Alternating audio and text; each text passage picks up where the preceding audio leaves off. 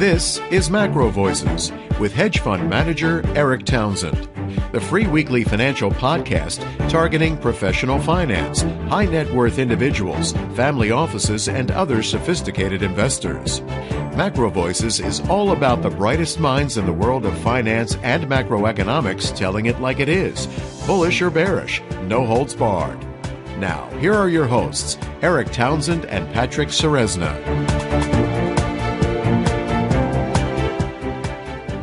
MacroVoices episode 70 was recorded on July 6th, 2017. I'm Erik Townsend. Tian Yang will be joining me as this week's feature interview guest. Tian heads up the research department at Variant Perception. Regular listeners may remember my interview with Variant Perception's founder, Jonathan Tepper, back in March. Tian will be bringing us up to date on Variant's market views and explaining why they don't think that it's time to be short equity markets yet, but they definitely see things starting to roll over. You're definitely going to want to download the chart book that Tian sent us. Registered users will find the download link in your Research Roundup email, and if you haven't registered yet, you can find instructions on how to register and get the download next to Tian's picture on our homepage at macrovoices.com. But wait, there's more. After the feature interview, we're going to bring you a second guest to continue our expanded coverage of the crude oil market. Samir Madani is the founder of hashtag OOTT and tankertrackers.com. Sam and I will discuss the crude oil market, including today's massive drawdown in crude oil inventory levels and the interesting responses that we've seen in terms of market action, which has been a real roller coaster today on Thursday.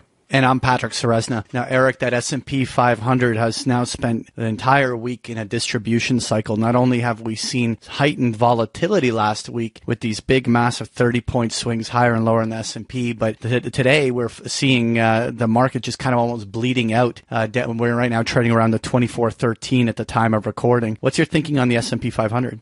Well, we're still above the 50-day moving average at 2411, but just barely above it by a couple of ticks, and we've tested it a couple times today. I think that the market is finding a little bit of support there. It doesn't look like it's going to hold, and I would predict that if we break below 2410, it'll probably accelerate to the downside. Now, the question is this just a little blip? Is this just a little buy-the-dip opportunity, or has the tide actually changed? As you know, and as I've said many times in this program, this market is way above its proper value in terms of any fundamental measure. But proper valuation is not what's important. What's important is the market can continue to get more and more overvalued until liquidity dries up, until there's no source of more buyers to keep overpaying too much for those S&P shares. Are we there yet? Tian is going to have a lot more to say on it because Variant does a huge amount of work with global liquidity analysis.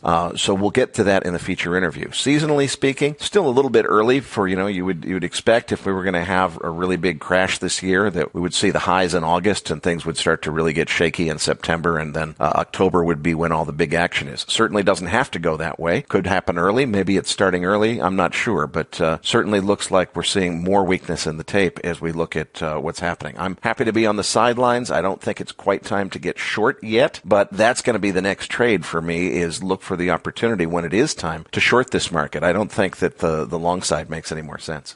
Well, at least on a technical basis, that 2415 to 2420 area was kind of the bottom end range of almost all the major consolidations. The fact that we're a few points below there already is just showing the general weakness of this price action. Maybe that Gunlack scenario of weakness in like a correction in the summer market here is plausible in this environment. Nonetheless, let's talk about that dollar index, because the euro just overnight took off onto the upside again, and the U.S. dollar index just rolled over, and we're now trading in that kind of 95.50 level as it's trading right now at about 3 o'clock on Thursday. Now, what's your thinking on the dollar index here?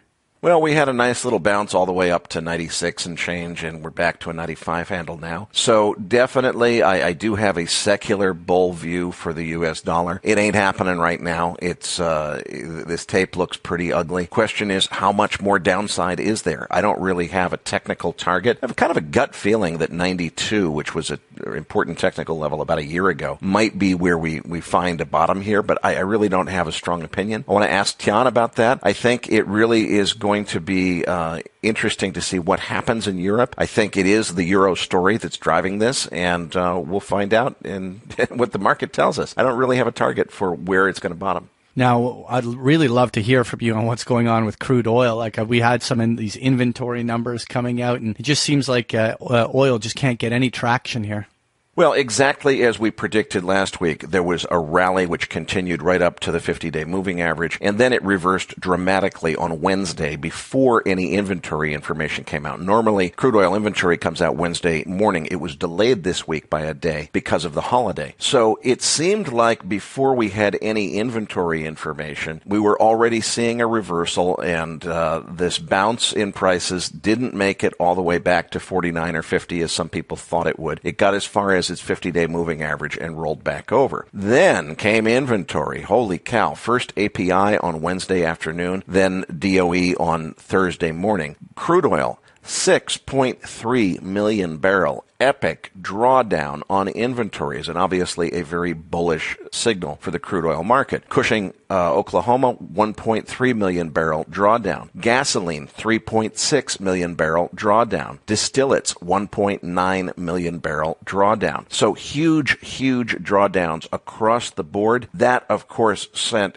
crude oil prices just rocketing higher to the upside for all of about an hour or so. And, it didn't last so far. I don't actually know if there was a specific proximal catalyst at 1:20 this afternoon on Tuesday, which is when the selling really took off. But we've already retraced all of the gains that came out. So if you've got that kind of bullish inventory report and you can't even get to the end of the day without, exhausting it and reversing back to the downside, it really speaks to the weakness of the market overall. In the past, I might have been tempted to write off the big drawdown to weather and say Tropical Storm Cindy might have delayed the arrival of some imports into Houston that might have been responsible for an artificially large drawdown. That analysis has gotten more complex as the U.S. has gone to both importing and exporting crude oil products. The guy who's really on top of this is Sam Madani. So Sam's going to join us after the feature interview, and we'll go into more depth on exactly what the impacts of weather are and how they may have affected the inventory today. The big question, though, is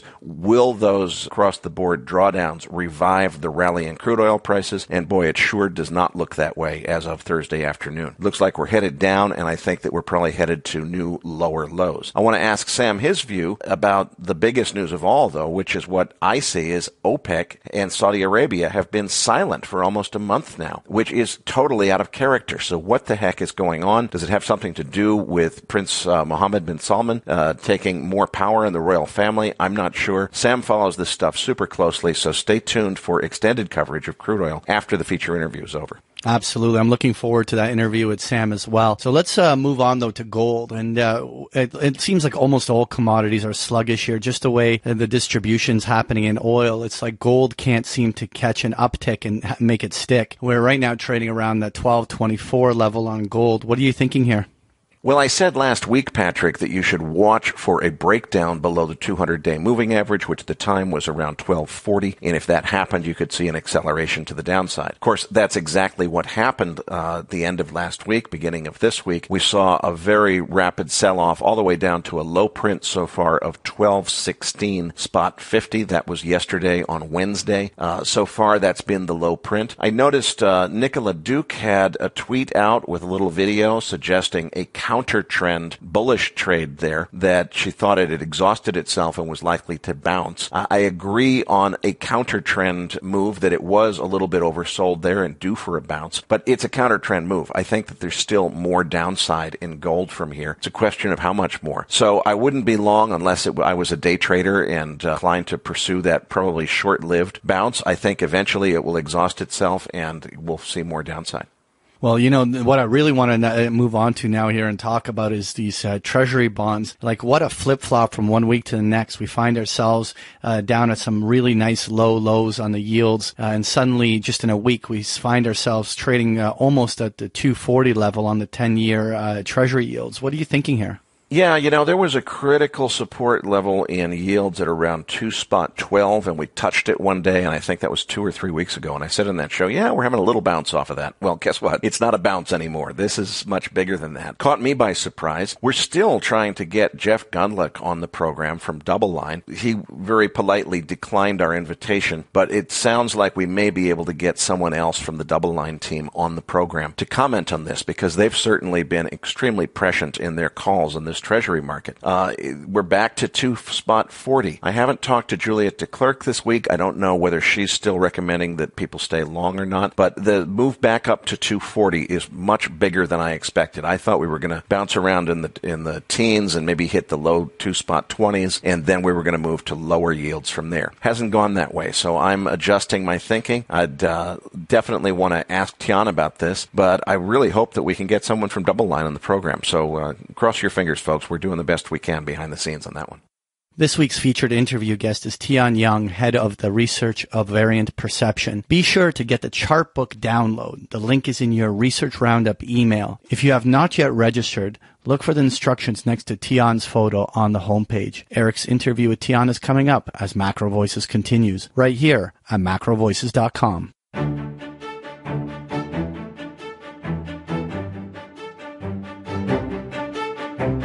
And now, with this week's special guest, here's hedge fund manager Erik Townsend. Joining me next on the program is Tian Yang, who heads up the research department at Variant Perception. For anyone who's not connecting the dots, Variant Perception, of course, is Jonathan Tepper's company. We interviewed Jonathan Tepper several months ago in the program. What I'm really glad to see in the beginning of your chart book, and for our listeners, if you didn't already get it, you definitely want to download the chart book. The link is in your Research Roundup email if you're not yet registered. We told you earlier in the program how to register and get the download. I see here that you're starting, because I think to some people, the very name of your company, Variant Perception, is not even clear. Talk to us a little bit about the process that you use and how you identify these trading opportunities that are perhaps a step outside of where the herd is going. Yeah, absolutely. So I think when you look at macro, oftentimes specific events will seem very unique when people look back in history. So, you get housing bust, you get Russia default. And so often it's not clear if you can repeat the investment processes you had at the time. What we've tried to do at Variant Perception is essentially try and create a framework that's robust and repeatable. So we've looked back at the various historical boom and bust cycles and tried to figure out what is persistent through time and in different kind of political regimes and economic environments, such that we can create this framework. So, here we're heavily influenced by the works of the likes of Kindleberger, and Minsky and so forth. And so what we got out of that is basically what we see here on slide 2 of the presentation. Essentially, to us, there's 2 key cycles that we want to focus on. One is the growth cycle, the economic cycle, and the second is the liquidity cycle. Now, obviously, lots of people talk about growth cycles, and there's lots of different definitions. For us, there's really 2 key things we want to focus on here. One is where leading economic indicators are taking us. So that's a very short-term 3 to 6 month kind of cycle. And then 2 is we're looking at very much investment or inventory to sales. So this is giving you a sense of longer term where we are in the typical growth cycle. In terms of liquidity, typically what we're looking for is, again, 2 things. One is this idea of excess liquidity, which I think Jonathan discussed at length last time, which is this idea that when money is created in the economic system, if it is not being used by the real economy, then it is excess and therefore will tend to flow into asset markets and tend to support asset markets. And then the second component of liquidity is really when we talk about the credit cycle. So really it's about, are people demanding to borrow more, or are banks willing to lend more? So when we think about macro in that context, this can give us a very clear sense of where we are, both in terms of the wider cycle and where we are for the next 3 to 6 months. And so, I think this is a framework that you can consistently apply when we look at the U.S., when we look at China. And obviously, as we go through the presentation, we'll kind of get to the details of how we actually do that. Well, that's great, because I couldn't agree more that, it's interesting to talk about theoretical fundamentals of supply and demand, but who's got money to spend counts a lot more. And I think the credit cycle is going to be very important. I know you've got a slide coming up on that, so I don't want to jump ahead. Let's talk, though, about your next point here, which is 3 pillars of global macro being U.S., China, and global liquidity. I know that those are very important to me, but I'm guessing your reasons for that may be a little different. So please elaborate a little bit on what you mean by those 3 key pillars. Yeah, sure. I think obviously over time as the world economy changes, are certain key things you have to get right to get the broad direction right.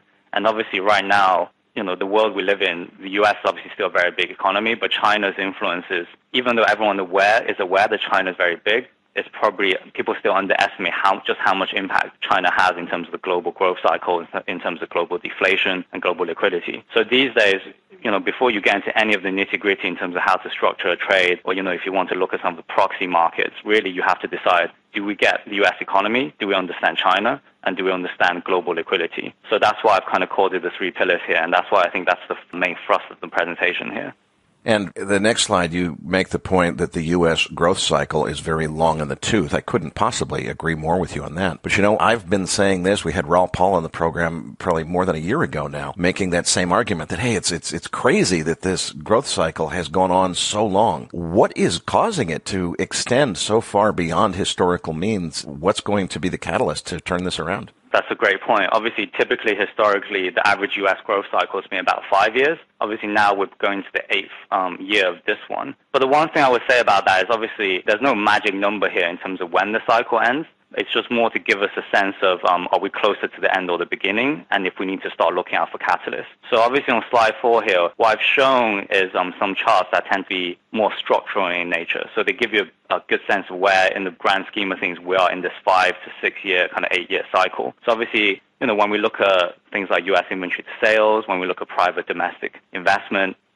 the chart hasn't changed much from a year ago, but the message is broadly similar in that we're clearly nearer to the next recession than the beginning. Therefore, it's important to pay attention to what cyclical leading indicators are doing. And I think that's the key difference, where even a year ago, 6 months ago, even today, we know we're late in the cycle, but you need to focus on where leading economic indicators are going to get a sense of the timing. And so if we move on to slide 5 here, we can see some of our cyclical leading indicators. So these will tend to be a bit more reactive, tend to project out 3 to 6 months. And it's here that we can see why, despite a lot of the structural, typical late cycle signs we see in some of the more longer-term data, like inventory to sales, in terms of 3 to 6 month cycle, we're still very much in this temporary upswing. And really, you want to wait for U.S. LEIs to turn down and be aligned with the longer-term cycles, and that's when you really want to start worrying.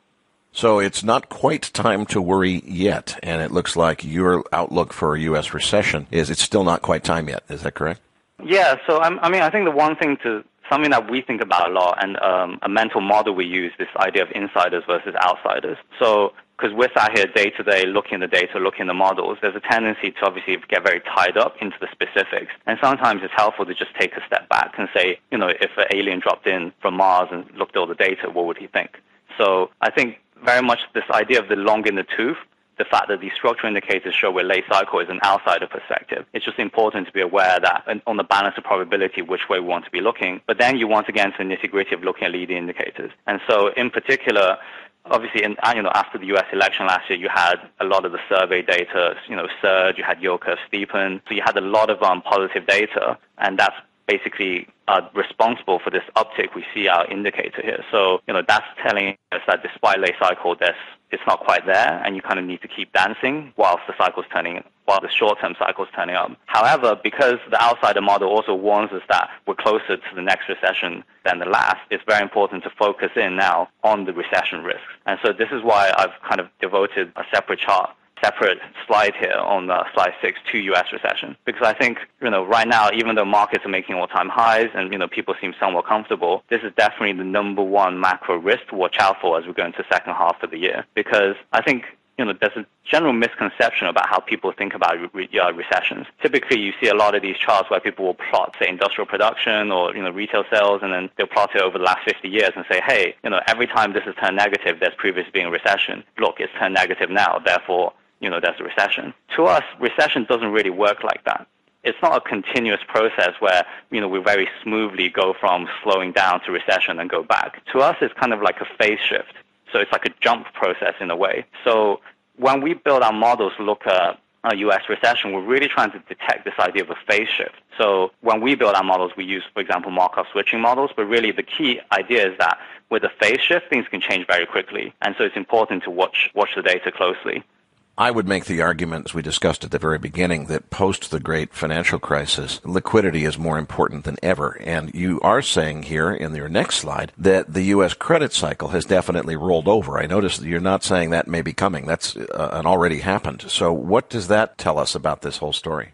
Almost all indicators we look at that track the U.S. credit cycle show us we're very, very late in the cycle. If you look at Fed loan surveys, if you look at the real growth of U.S. total bank assets, these are all slowing down dramatically. And this is obviously a huge concern because the Fed has started to raise rates. In a typical credit cycle, behavior tends to change as the cycle matures. So obviously later on in the cycle, you've had a lot of inverted balance sheets, a lot of bad balance sheet structures embedded in the economy, so that as rates start going up and as banks don't want to lend anymore, suddenly people's mindset shift. Your loan officer is no longer thinking about making money from the loans. People start to worry about return of principal. And so when we see evidence of asset growth slowing, when we see evidence that lending standards are tightening, that's what really worries us, because that's typically when you get that shift in mindset, it's very hard for that to turn around.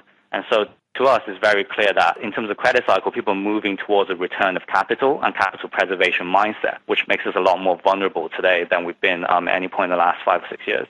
In terms of global liquidity, which I think we agree is very important, tell us a little bit about what metrics you use. How do you measure the available liquidity, and what are your indicators telling you? Yeah, sure. So I think we covered this on slide 8. To us, there's obviously a lot of definitions of liquidity, but what we found that consistently actually lead risk asset prices is what we call global excess liquidity. Now, this is typically we define as narrow real money growth minus economic growth. As I mentioned earlier, this is the idea that when central banks, when commercial banks, when the entire financial system is creating extra money, it contributes towards growth and inflation.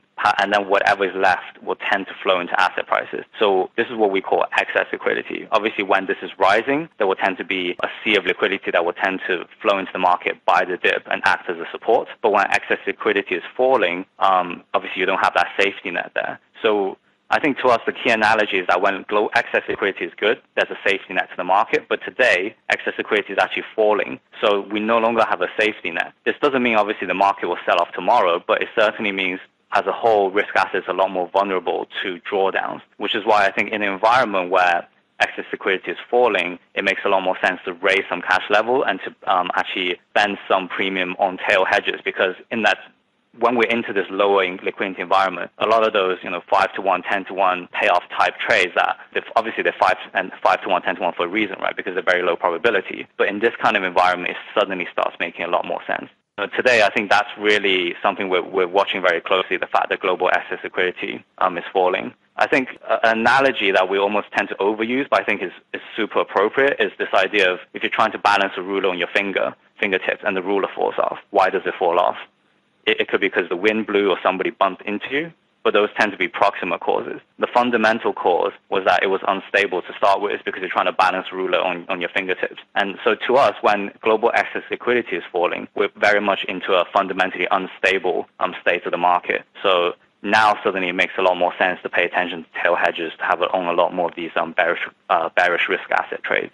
We've seen some interesting sudden moves in markets in the last several weeks. A few weeks ago, tech stocks sold off very suddenly and with no apparent proximal catalyst or trigger. There have been a few very sudden moves in the S&P. Do you think that those are early warnings of, something being wrong with the available market liquidity? Or is that just a coincidence and those are, on a percentage basis, that tech stock sell-off was nothing. But if you look at how quickly it happened and how it happened with no apparent news event as a catalyst, it made me kind of wonder, is liquidity drying up in the markets? Is there a connection there?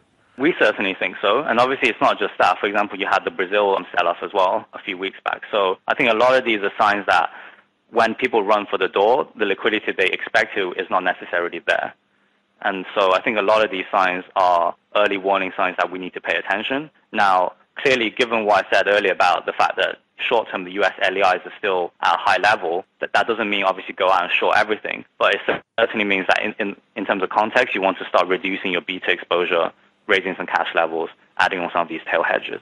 And tell us how China fits into the story as you guys see it.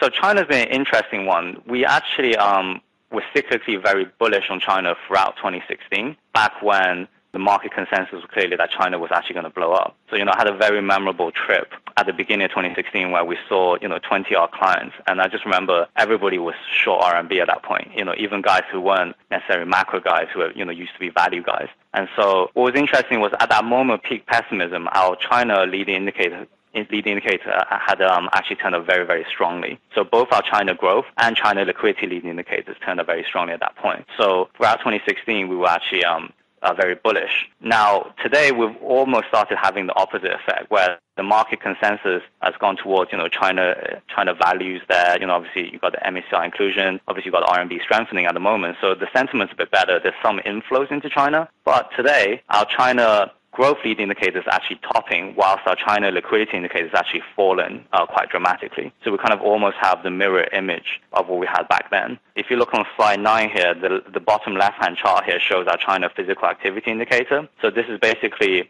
a proxy using things like, cement, steel production, auto sales, building completions, and so forth. So you can see, after that surge, things have actually started slowing down a bit. But what's really the kicker here is if you look at the top right-hand chart, liquidity is really falling in China, in particular liquidity that used to be provided by the shadow banking system. So to us, these are some major warning signs, and we're actually very proactively pushing short China trades and to take advantage of the current kind of benign market view towards China. Because if you look at the likes of implied volatility on CNH, it's never really been as cheap as this in the past year or two. So this is actually very, very attractive levels to start adding short China exposure. And indeed, you can see that even inside China, the authorities are probably starting to get a bit more worried. The right-hand chart here is quite interesting. It shows the different house price indices that used to track house prices in China. What's really interesting is the black line here is the Sofeng index actually stopped being published at the beginning of this year. So apparently they voluntarily discontinued publishing it for the benefit of the Chinese economy. And so when you see things like this, it shows you that, people getting nervous about the data coming out of China. And so when people are nervous, sometimes they just stop publishing it. But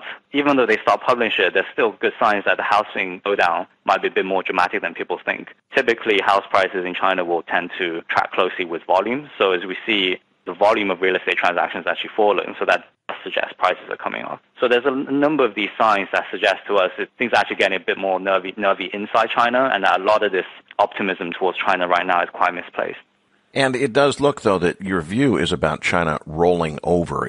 You're not in the camp that says China's about to blow up, as some people are still saying. Would you comment on just, Kyle Bass, for example, has said that China's just enormous credit expansion since 2009 will eventually force just a massive credit crisis in China. It's going to force the PBOC to devalue the yuan. It's going to send a crippling wave of deflation around the world and lead to the next global financial crisis. It sounds like that's not your view at all. So do you think that there's any possibility of those things? Do you think the people that see it that way are not seeing the story correctly? Give us a little bit more perspective. Yeah, sure. So obviously Kyle Bass, is a very smart guy. It's been very successful. But obviously, clearly, on China, you've had lots of very famous smart investors on both sides of the equation. So, for example, Hugh Hendry obviously been, quite bullish at the same time. To us, we view China as basically an analogy to Japan after the bust in the late 1980s, early 1990s. So we see China not playing out in this acute one-off big deval type crisis, but more like Japan, where the problems of over-indebtedness are there, but it gets just dragged out for many, many years. Ultimately, we think that if they're going to devalue, it's because the government wants to, not because they will be forced into it. China has, as we've seen this year so far, where they've managed to clamp down on capital outflows quite heavily, they have more tools than people expect with a typical Western economy. So, it's very unrealistic to expect the market to force their hand because, they've been doing this for the past 20, 30 years. And because they don't have a lot of foreign debt and because a lot of the debt is denominated in yuan, they're unlikely to be forced. So that's why we think the Japan analogy is very similar. So if you look back in the Japan boom and bust cycle, they have a very similar way of allocating credit. In Japan, it was also a lot about relationships. It was not so much driven by credit risk. And this is what we see in China. People are making loans based on government connections, based on understanding this political faction will bail out these industries. People in general, they're not using credit risk to allocate. So from that point of view, it's possible then to carry on rolling over the loans, trying to kick the can down the road and just drag this thing out. And I think we tend to view China in the context of this big secular kind of slowdown like Japan. Now, having said that, even within this big secular slowdown, you can still get huge waves of market moves. So there's still lots of opportunities both on the long and short side. So back, I think for Japan, from 1990 to 2003, I think they had 3 episodes where the Nikkei was up more than 50%. And we think that there'll be similar opportunities in China where you can get huge rallies like we saw last year in China-related assets like commodities. But then subsequently, once the temporary liquidity boost is over, then those rallies kind of peter out and things fall back, and then they'll try and step on the pedal again. So I think that's kind of how we're seeing China at the moment. That's an excellent macro backdrop for the whole global economy. Let's bring it back around to U.S. equities, and a subject that's obviously near and dear to investors' hearts. What does all this mean for the equity market? I think when you add up the fact that we're late cycle, but we don't have a recession on the horizon, but liquidity is falling and we could get a China risk, that suggests to us, as I said earlier, to reduce risk, but not to be outright short. I think you still have to have some exposure and some skin in the game, but clearly you need to be somewhat more flexible. So some of our favorite hedges recently has been looking at plays on, for example, euro-dollar curve, playing for the Fed potentially not hiking, because a lot of the payoffs here are very, very good. So that if you get the kind of shock event out of China, for example, then the Fed is unlikely to hike. But then because of these 7 or 8 to 1 type payoffs that are currently available on some of the core spreads, then suddenly, you have that kind of liquidity in your portfolio to withstand some of these drawdowns that could be coming. I would say this probably isn't the big one yet, because typically really big falls in equities are cascade falls. So that basically means financial markets and the real economy start feeding into each other. So the real economy weakens, which drags asset prices down, which feeds back into the real economy. And so far, we haven't really seen that, where typically you've had maybe one part of the economy being weak, but not both at the same time. And before we see that, it's very unlikely we get this kind of 30% kind of big, end of the cycle type sell-off. In fact, I think if we go back to slide 6, the bottom right-hand chart there, you can kind of see how we tend to break things down between the hard economic data inputs into our recession models and the soft market data or survey data that go into it. And you can see that typically you need both to be signaling recession for us to really want to take the kind of defensive actions that recession would necessitate. So it's really interesting, for example, at the beginning of 2016, when, markets were selling off and generally speaking, people were freaking out about U.S. recession back then. Well, our recession model basically showed almost 0% chance of recession at that time, mainly because, yes, we saw that soft market data was signaling recession, but the hard economic data wasn't. So today we kind of have a slight reverse situation where a lot of the soft and market data has improved markedly, but a lot of the fundamental data, things like truck sales, building permits growth has started rolling over and slowing down. But again, that just suggests to us that we're laying the cycle, but you really need both to give us that huge kind of cascade fall. Overall, net, we think it's prudent to be allocating less risk because in the grand scheme of things, we're laying the cycle, but it doesn't make sense to be trying to fight the market and go outright short right here. Let's move on to fixed income and bond yields on slide 11. We've had quite a few different views on this program about the big picture, so why don't we start with that before we get into the immediate term. Jeff Gundlach famously declared the 35-year bond bull market to be over. Do you guys have a view as to whether or not there's any truth to that, and what do you think is likely to happen next?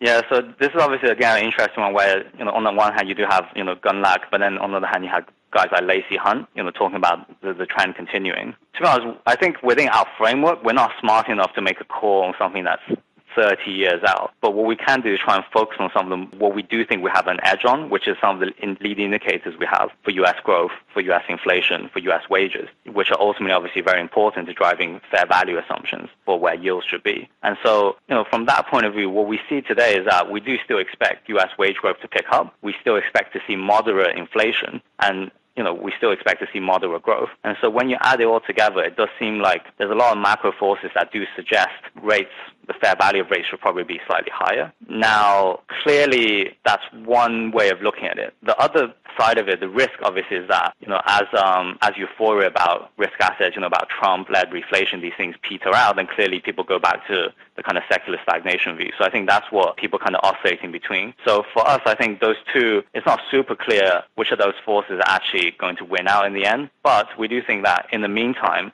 because you have this kind of these two things on either side of the market, it does create a lot of tactical opportunities. So on slide 11, the bottom left-hand chart here is, it's one of our favorite charts and something that has worked very well historically and indeed over the past few years. It just basically shows the total return of holding 10-year U.S. Treasuries on a year-on-year basis. And what you find is that typically when performance gets very good and people pile in, then market becomes overpositioned, you get a flip, and then equally if people get too bearish and you get to kind of the lower kind of standard deviation here on the chart, then typically you expect a bounce.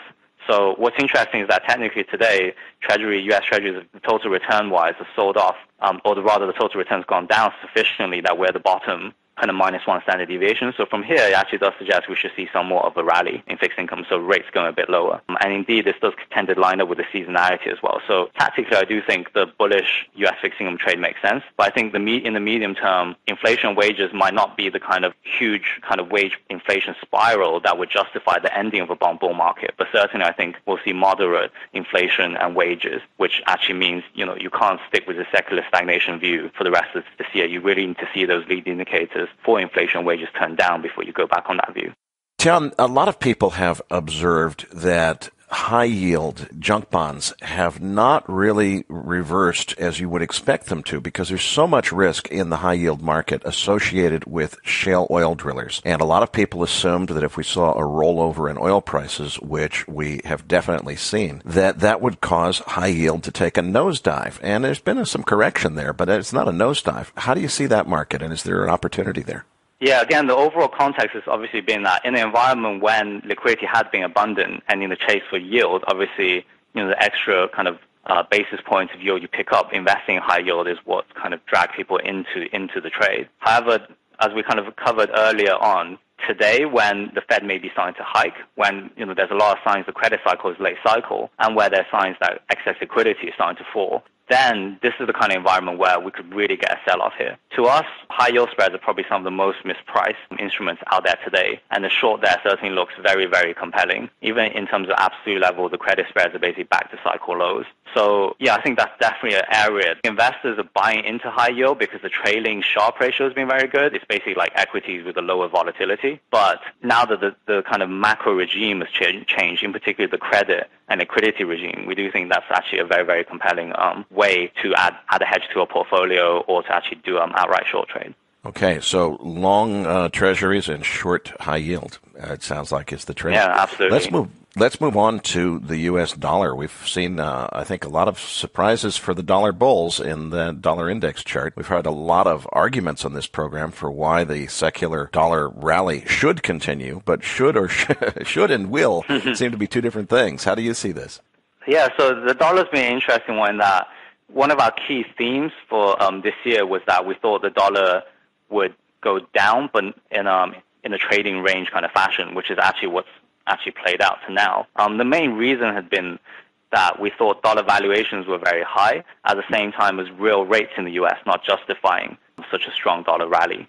So the fact that we didn't see higher real rates in the U.S. meant that we didn't expect a lot of capital inflows into the U.S., which meant that a lot of the speculative long positionings had to be unwound. Now, today I think we've seen some of the unwind, but clearly if you look at the bottom left-hand chart here, which breaks down speculative positioning on the dollar versus DM and EM currencies, it's mostly being EM that people have been going long and short dollar against. In terms of other DM currencies, the positioning has still yet to unwound a bit, which is why I think overall there's still scope for the US dollar to trend a bit lower.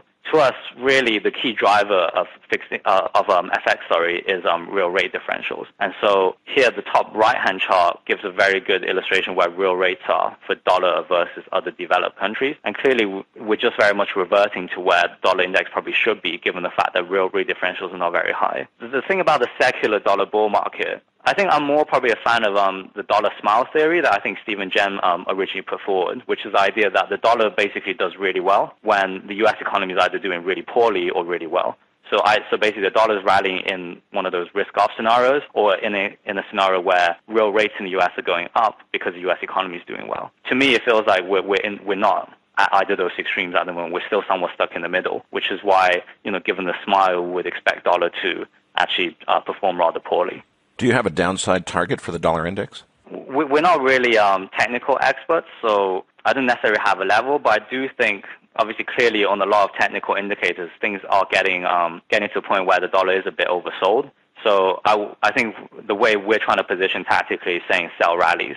So we're looking at drawing the trend and selling dollars as we move towards the top end of the channel.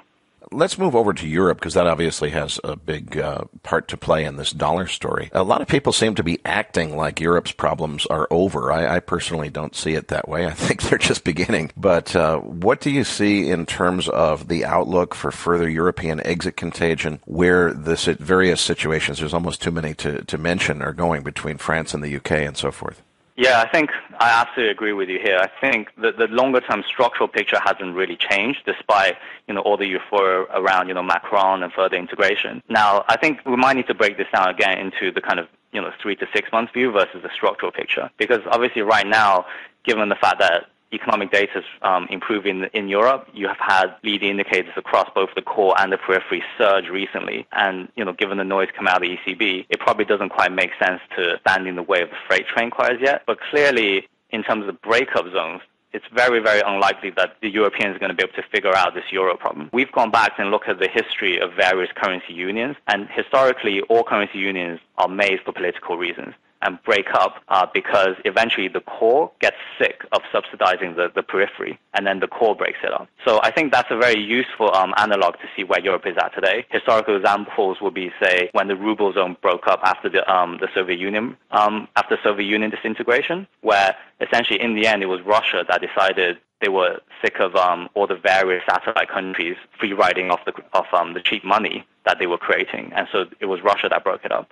So today what we're focused on is actually what the core is doing and not necessarily what the periphery is doing. To us, a lot of the noise around, for example, Italy leaving Greece, these are probably somewhat more of a red herrings that will cause a market reaction, but those are the opportunities to buy the dip. What's really the key to watch for is the core and whether the core is trying to move further away or towards integration. So for now, what we see is that the likes of Germany and France are trying to pull towards further integration and trying to keep it together. But that basically really means they're still happy to subsidize the periphery and to run monetary policy like it should for the periphery. I mean, if you look at, say, like the Taylor rule and what it would recommend interest rates should be, the Taylor rule that it's like 6%. European rates are probably 6% too low for Germany, but they're just about right for the likes of Spain and Italy. So right now, a lot of the European projects being run for the periphery. But as we carry on, say, when the economy slows down, or we get a U.S. recession, we get China-related growth slowdown, when suddenly in the core people start feeling the economic pain again,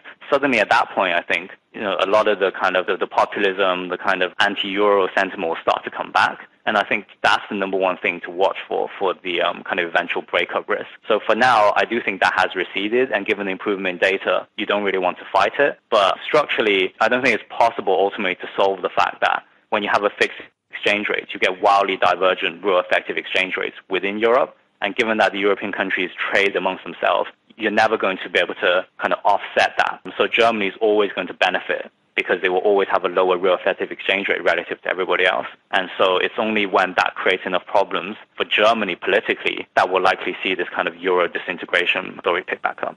So it sounds like the trading strategy is essentially get out of the way of this freight train of euphoria, but then get ready for reality to sink back in at some point in the future. Yeah. With a particular focus there's some potential catalyst. Well, and I guess what I'm particularly interested in is it sounds like Germany is going to play a pivotal role in this because they're very much at the center. At the same time, Germany is, in my opinion, up against some pretty difficult political challenges right now. If this refugee crime situation gets much worse, I think there's going to be a real division in Germany about whether or not the current leadership is on the right track or whether to change it. Does that potentially create the catalyst that brings about this change of direction from the center that you talked about earlier? Yeah, possibly. Obviously, we don't claim to be political experts, but that could be any number of things. So I think that might be a potential flashpoint, but probably an even bigger flashpoint ultimately is the fact that for the reason Germany has, is running such a big current account surplus, has, such a strong economy, was that they've basically done it at the expense of German workers, right, who've had lower wage growth. They're able to kind of consume less and demand less, whilst a lot of the Southern Europeans obviously been borrowing money and living better in terms of, at least through the boom years. So you've had the German population that's gone through, all the Hartz reforms, agreed to limit their wage growth. That kind of attitude where if they don't see the kind of periphery countries willing to do the same, and indeed, given the divergence in real effective exchange rates, you would need to see huge real wage cuts, 20, 30% in some of the peripheral countries, which just isn't going to happen. I think that's what ultimately probably is what creates the discontent, where the German populace, the story becomes, we're supporting all these guys, but they don't want to be prudent, they don't want to, take less money, basically. I think that's probably going to be ultimately what the trigger point is, and that's probably what's going to be very, very kind of fertile material for another kind of wave of populism. We've talked about China earlier and now Europe. Let's go back to Asia and talk about Japan and the situation there. How do you see the Japanese economy developing, and do you think that the people that are concerned about JGBs have got it right or wrong? What do you see going on there?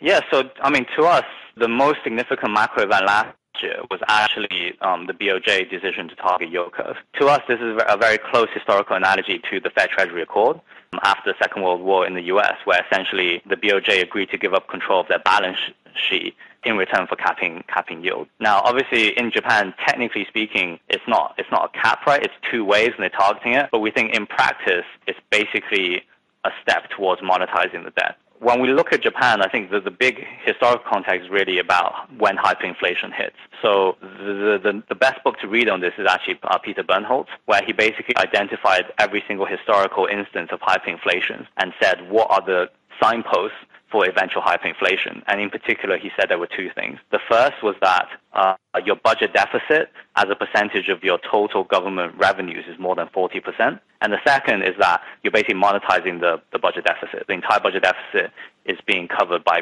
central bank balance sheet expansion. So Japan is the only country in the world right now that actually fits both of these descriptions. So they're basically, according to Bernholz, past the point of no return. So here it's just a case of how they try and get there. And I think a lot of the moves we're seeing, for example, getting their pension funds to move out of JGBs, allocating towards equities, foreign assets. These are all signs that they understand this bigger picture here, that they are going to be moving towards this hyperinflation kind of scenario. So, for us, seeing the BOJ yield curve targeting, we think it really just means capping. It really means trying to create this mechanism whereby if yield curve starts trying to steepen, if monetary velocity starts picking up, there's a mechanism there to kind of generate a lot of inflation quickly to kind of lower the real value of their debt. So I think that's the big kind of historical context in which this is going to happen. Now, in terms of right now in the market, clearly there's been some doubts around the kind of Japan reflation theme this year. Obviously, if you look at foreigner investments in Japan, there's been actually a decent amount of outflows recently. But ultimately, I think this is just more positioning related, and that this actually creates an opportunity to get back into the Japan trade. So long Nikkei, but hedging the FX or short yen. We have quite a few listeners in Australia, and since you mentioned the China situation rolling over, as you know, a huge amount of Australian GDP is attributable to exports to China. So what does the China story and other factors in general tell you about where the Australian economy may be headed? Yeah, absolutely. Australia, I think that's Jonathan's favorite topic. I think he's made a lot of friends down in Australia, pointing out the housing bubble there. So I think, broadly speaking, we obviously still think that Australia is experiencing a very big housing bubble that's increasingly vulnerable to a downturn. And today, we think there's a lot of signs that leading indicators of the housing market have actually rolled over. So if you look at building approvals in Australia, they're declining somewhere in the region of 20% year on year now. And so this is a very, very significant development. And indeed, if you look across Australia, outside of the major kind of Sydney, Melbourne, in some of the other capital cities, prices have actually started rolling over. Or indeed, in places like Perth, commodity related, it's actually started declining. So we actually think today a lot of things are lined up in Australia to go back on the bearish Australia trade. Australian leading indicators are rolling over, building permits are falling, yield curves are flattening. At the same time, if you look at the commentary and the general anecdotes coming out of Australia, and indeed the kind of general sell-side research, a lot of that tone has changed now as well. Most people have shifted tone towards being concerned about the Aussie banks, being concerned about the momentum in the housing market, concerned about the fact that 2/3 of loans are interest only. So I think there's been a clear shift in narrative from when we kind of first discussed this a year ago. So today, I think the short Australia trade is actually makes a lot of sense, and indeed, that's one of the major trades we have on as well, short Australian banks. Okay, I just want to touch on that because a lot of people don't understand that Australian housing debt is not securitized the way U.S. is. So you don't really have the big short equivalent in Australia. Is it just shorting the banks that you're using as the way to short the housing bubble that you see there, or is there some other technique for shorting Australian housing? I think it's the banks or indeed some of the mortgage intermediaries. I think the banks are a very clean expression of the trade because 2/3 of the bank loan books in Australia are actually housing related, but the banks have very, very low loan loss provisions at the moment. So it's somewhere in the region of 20 basis points. So there's not a lot of room for error for Australian banks at the moment. And at the same time, in terms of valuations, they're trading at over 2 times tangible book value, whereas comparable banks, the rest of the world tend to trade 1.5. In Australia, it's 2.5. So there's a lot of things lined up that suggest Australian banks should be a very, very clean expression of the trade. But other than that, I think obviously short Aussie dollar is also quite a clean way of playing it, but that's likely to be more delayed, where essentially the housing bust happens, then the banks need to be bailed out, and then so the RBA bails them out instead of bailing out consequence where they lower rates and then drags the Aussie dollar lower. So I think that's a slightly less direct way of doing it. Equally, long Australian fixed income would be a very similar indirect way of doing it. But I think short Australian banks are very clean and I think a very high beta way to play it. Okay. You do have some information about your company at the end of the chart book, but for anyone who was not able to get the download, give us just the quick 30-second bird's eye view of what you do at Variant Perception. Yeah, sure. So at Variant, we provide independent investment strategy and global macro research. The key thing I would emphasize here is that we emphasize very much our investment framework. So it's about focusing on what's robust and repeatable during different economic cycles. We're trying to kind of position ourselves as the opposite of the guru model. It's not just say Jonathan Tepper, who's the genius who's going to make the call, have the epiphany and tell you where the next blow up is going to be. We have a process that we follow to ensure we have this repeatable way of generating investment ideas, and that to make sure that our research process is not so dependent on which side of bed Jonathan gets out of in the morning. Well, Tian, thank you for a fantastic interview. Patrick Ceresna and I will be back as MacroVoices continues right here at MacroVoices.com.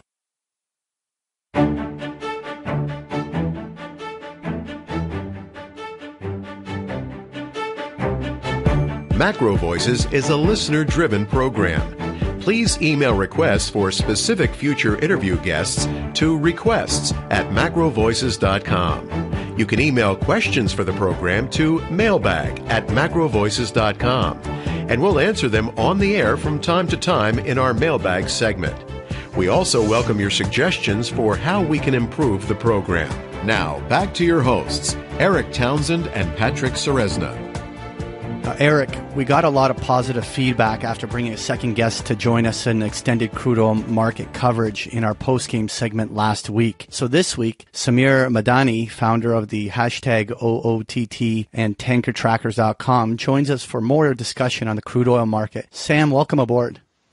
Hi, thanks for having me back. Now, Erik, I do know you have a whole bunch of questions here for Sam, but I just wanted to actually take a moment to reflect back on that amazing interview with Tian. And, what really stood out for me was, them emphasizing that while the signs of an immediate recession may not be there, the global liquidity was deteriorating. And I really kind of, in one of the reports, the way they had the analogy was that it's sort of like looking at a frozen lake in the spring. It may still look the same on the surface, but the ice is thinning. And I kind of like that analogy in a sense that when the liquidity is being drained out of the system, everything may look on the surface the same, but it's deteriorating and it's more vulnerable to a turn. And I think that that's a really good theme to have for the second half of the year. What stood out for you in the interview?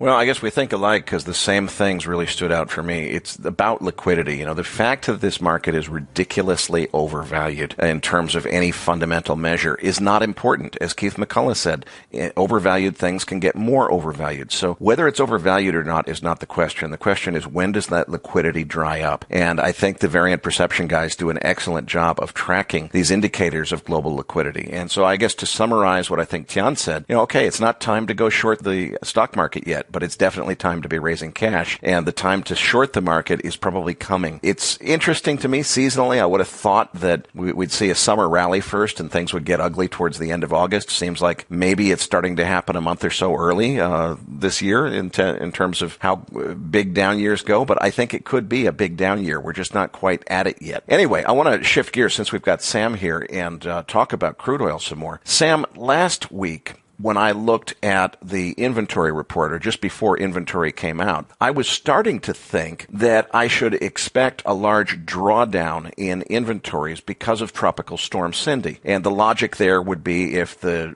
import ships coming into port can't make it into the Houston Ship Channel, that's going to reduce the amount of imports that hit the country, and that's going to result in a drawdown, at least on paper, in inventories. But you had a tweet out that saved me from myself and explained why that used to be exactly the right logic, but it's actually in the reverse right now. So please explain why that used to make sense, but it doesn't anymore. Great. Thanks for asking this question, because a lot has changed over the past year after a 40-year export ban. So for 40 years, the United States could not export crude oil because it was very unstrategic to do so. And so what happened is that now that U.S. is exporting a lot, you had a lot of vessels obviously, which were still docked in port. They weren't able to leave port with their exports because of the tropical storm. And everything that was out in the Gulf had to rush into port for shelter. So that's what happened. You had a lot of vessels come in, and you had very few vessels depart. And that creates a build instead of a draw. And now the build wasn't too big at all. And we saw the exports out of the U.S. was like 500,000 barrels a day, which is on the low side. It's more like reflective of what the average was last year rather than this year. This year, I think it's around almost 800,000 barrels a day. And today came out the report, the EIA report, and it showed exactly what I was expecting, and that was a reaction to last week. So what happened was you had more vessels depart, and that kind of compensated for what didn't happen last week. And then you had fewer vessels come in. Also, on top of that, there's a third factor, and that's the Strategic Petroleum Reserves, the SPR. Now, when the United States sells off its SPR barrels on a weekly basis, that inventory first gets relabeled as commercial crude. So it gets added to commercial crude with every sale. Now, what happened was last week, or last report, prior to this one, there was a sale which amounted to like 200,000 barrels a day. Whereas this report, we knew it was going to be a lower number because every Monday it comes out from the SPR. And that meant that there was not too much being added to commercial inventory. Therefore, this must be a draw. And I had forecasted with my calculator close to 10 million barrels in draw, but then I revised it later on saying that no, I think I understated the imports. So I said between 5 and 8 million. I think it was something like 6.3 million barrel draw today. Well, you certainly nailed that one, and to summarize that, it sounds like the rule is when you have a weather event, as we had last week with Tropical Storm Cindy, it results not in a drawdown, but an artificial build in inventory, but then it gets compensated out with a big drawdown the following week. That was this week. That's exactly what happened. That sent prices rocketing to the upside, at least initially. But there's another wrinkle in this story, Sam, because I know that you covered your long today. It was just the right time, because even with this, what would just huge drawdowns across the board, that would normally be an incredibly bullish signal, and you'd expect a couple of days of oil prices moving to the upside. It only lasted for a couple of hours this time, and you seem to know that, because I know you covered your long right at the top, and sure enough, around 1:20 this afternoon, there was a huge sell-off. I still haven't figured out what the trigger was to cause that. So how did you know to get out if you saw this big build coming? How did you know that the reaction in the market would be so short-lived? So I'm recalling from last year's pain trying to short all summer, and that didn't work out too well. And I remember what happened was after every EIA report, the oil moved $1 and a quart or $1.50 after a report. And when I didn't see that happen initially, when I saw it only go up 70, 80 cents, I said to myself, this thing is exhausted. There doesn't seem too much of an appetite from the buyers. I think they're all on vacay right now. So I decided I'll close this and see what happens. And sure enough, what is it, an hour after I closed it, it just, or 2 hours, it just toppled. I mean, it fell over $1, and I'm still in awe about it. Nobody's come up with a good answer as to what happened, but I think it's just that the appetite's not there, and it might take another draw. Maybe next week's report will show it, before the market is beginning to become convinced that, okay, seasonality is kicking in, or that Saudis are actually cutting for sure now in terms of exports to the United States. Okay, Sam, so that really begs another question. What we can agree on, although neither one of us is sure exactly why, we can see that clearly the buying is exhausted. There's no supply of buyers to buy into this market, and that begs the question, why not? So, to my thinking, the biggest news by far in the oil market in the last month is what OPEC and Saudi Arabia have had to say in their public statements, which is precisely nothing. Now, this is suspiciously coincident with a shakeup in the Saudi Arabian royal family, where Mohammed bin Salman has apparently gained a lot more power. So what do you think is going on? Is Saudi Arabia backing away from its position of doing whatever it takes to support the price through the IPO of Aramco in 2018? What do you see going forward? Do you have any sense of why Saudi Arabia is so suspiciously quiet in the wake of what it seems like a market that needs their propaganda in order to be moved higher? About 10 days before the OPEC meeting on May 25th this year, we had Tanker Trackers who posted out our weekly report of what Saudi Arabia and a few other countries in the Middle East export. And we noticed that there was a drop in exports to the United States in particular. And we said that, okay, this is coming. They have to start talking about cutting exports at OPEC. Surely that must be the logical thing to do next, because nobody's really buying this whole thing about production cut. And we didn't see that happen. But then after the meeting, just directly after the meeting, there was some tweets fired out saying that Saudi Arabia is cutting exports to the United States. Then that confirmed what we were seeing. And sure enough, we're seeing that now. We've set up our tracking schedule, and we can see that right now off your coast in Gulf of Mexico, you are now receiving in oil that was sent in May. And those were the cuts. So we're tracking all of these vessels, and we can see that for the past week and two, that it's less and less, and it's less than the average. The average has been around above 1 million, but now it's less than 1 million per day. And this week in particular, I need at least I need tomorrow's numbers to come in order to know for sure exactly how much this week has gone, but it's far less than last week. So I'm expecting another draw next week as a result of that.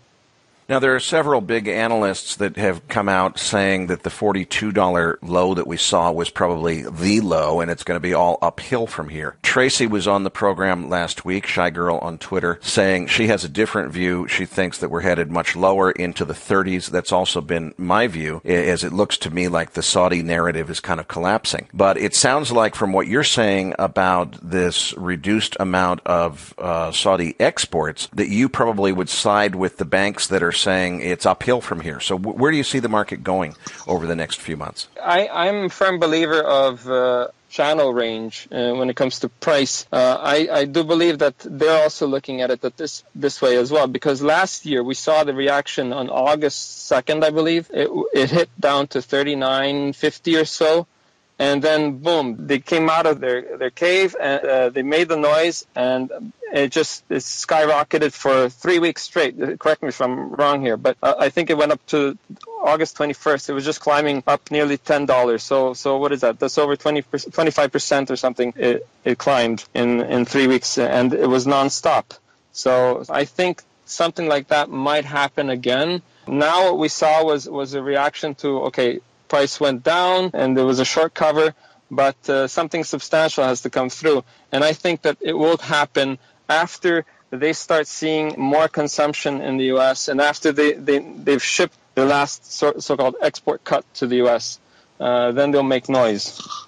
And finally, Sam, I want to move to another topic, which is we first interviewed you on this program more than a year ago when you founded #OOTT, the Organization of Oil Trading Tweeters. And from there, you also founded tankertrackers.com, which is your volunteer effort to basically share your own research with the trading community, which has been just a real source of a fantastic wealth of information for traders. Recently, because of the fame that you've gotten, you were offered a very opportune and lucrative position with a hedge fund, but you turned it down because of your commitment to tanker traders. So you're literally apparently more loyal to giving away something for free to other investors than taking what sounded like a very lucrative position with a fund. Please tell us about your decision and give us an update on what's going on with hashtag OOTT and tankertrackers.com, and particularly, when are you going to start publishing those EIA forecasts again, which were so accurate in so many occasions? Hashtag OOTT is a living and breathing animal on its own. It's amazing. I had to work a lot in the beginning to get it started, to grow the community and so on, but it has now gone viral. If you just click on the hashtag itself, you can see how many tweets there are every hour. It's just an insane amount of information, but yet it's so to the point of what people need to know and want to see.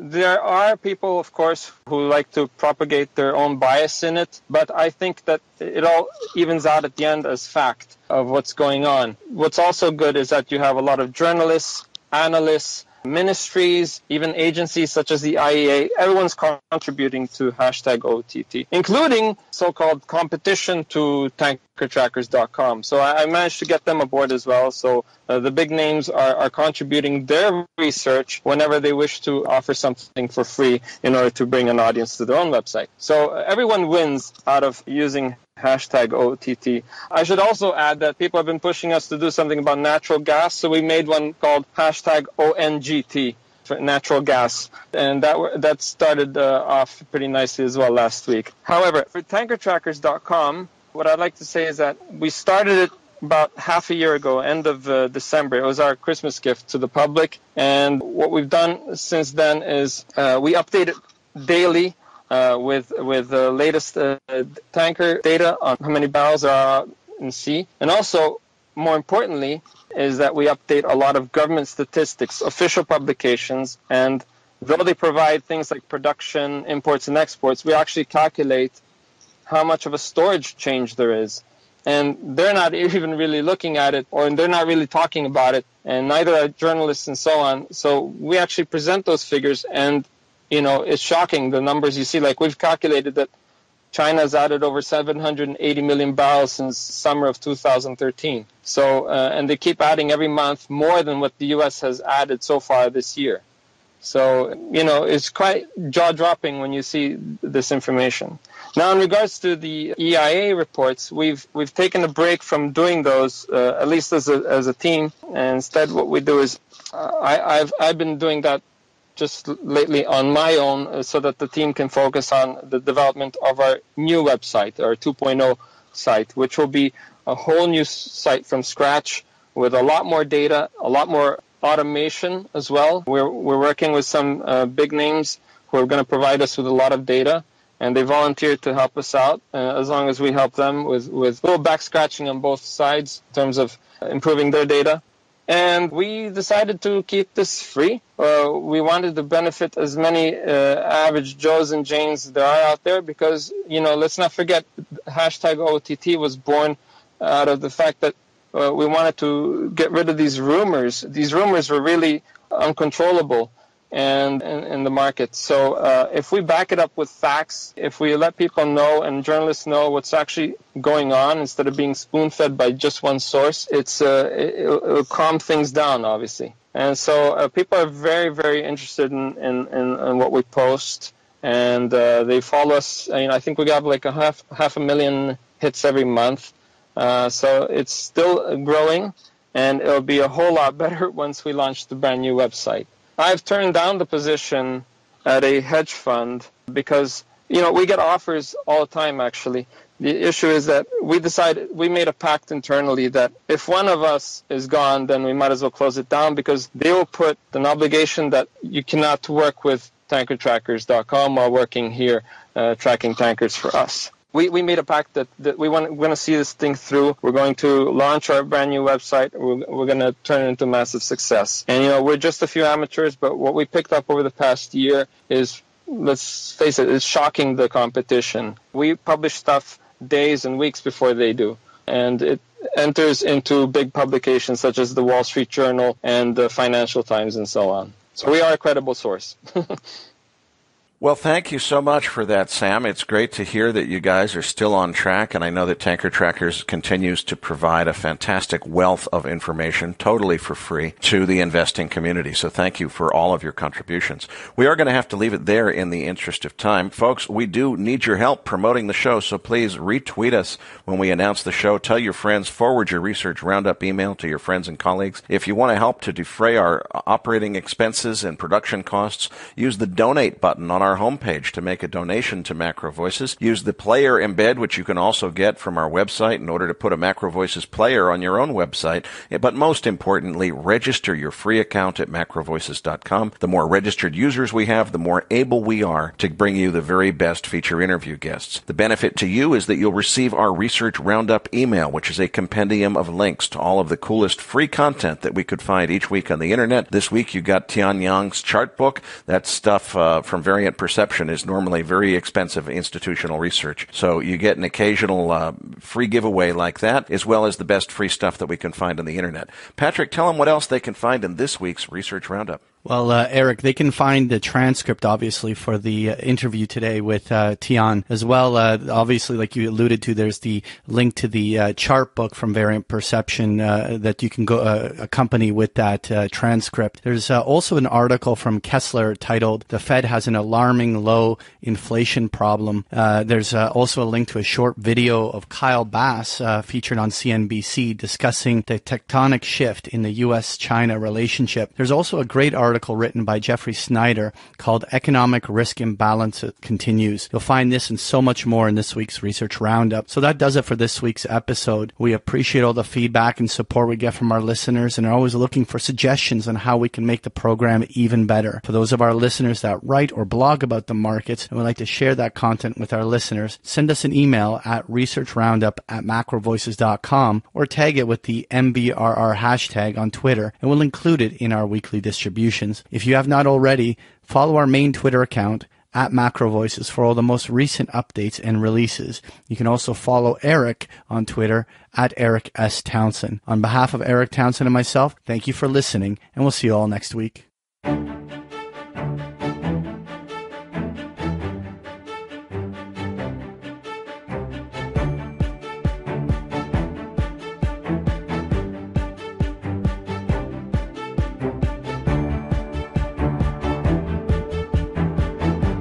That concludes this edition of MacroVoices. Be sure to tune in each week to hear feature interviews with the brightest minds in finance and macroeconomics. MacroVoices is made possible by sponsorship from BigPictureTrading.com, the Internet's premier source of online education for traders. Please visit BigPictureTrading.com for more information. Please register your free account at MacroVoices.com. Once registered, you'll receive our free weekly Research Roundup email containing links to supporting documents from our featured guests and the very best free financial content our volunteer research team could find on the internet each week. You'll also gain access to our free listener discussion forums and research library. And the more registered users we have, the more we'll be able to recruit high-profile feature interview guests for future programs. So please register your free account today at macrovoices.com if you haven't already. You can subscribe to MacroVoices on iTunes to have MacroVoices automatically delivered to your mobile device each week free of charge. You can email questions for the program to mailbag@macrovoices.com, and we'll answer your questions on the air from time to time in our mailbag segment. MacroVoices is presented for informational and entertainment purposes only. The information presented on MacroVoices should not be construed as investment advice. Always consult a licensed investment professional before making investment decisions. The views and opinions expressed on MacroVoices are those of the participants and do not necessarily reflect those of the show's hosts or sponsors. MacroVoices, its producers, sponsors, and hosts Erik Townsend and Patrick Ceresna shall not be liable for losses resulting from investment decisions based on information or viewpoints presented on MacroVoices. MacroVoices is made possible by sponsorship from BigPictureTrading.com and by funding from Fourth Turning Capital Management, LLC. For more information, visit MacroVoices.com.